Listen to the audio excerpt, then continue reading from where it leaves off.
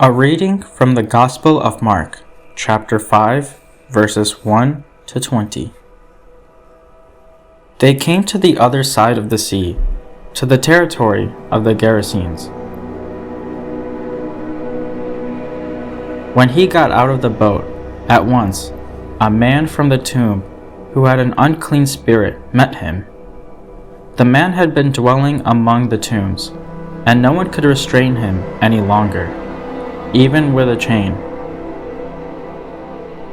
In fact, he had frequently been bound with shackles and chains, but the chains had been pulled apart by him, and the shackles smashed, and no one was strong enough to subdue him.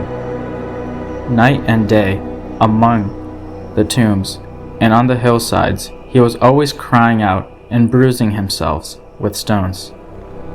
Catching sight of Jesus from a distance, he ran up and prostrated himself before him, crying out in a loud voice, "What have you to do with me, Jesus, Son of the Most High God? I adjure you, by God, do not torment me."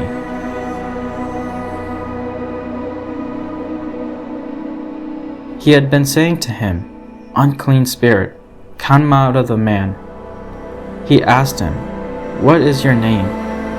He replied, "Legion is my name. There are many of us." And he pleaded earnestly with him not to drive them away from that territory. Now, a large herd of swine was feeding there on the hillside, and they pleaded with him, "Send us into the swine, let us enter them." And he let them, and the unclean spirits came out and entered the swine. The herd of about 2,000 rushed down a steep bank into the sea, where they were drowned.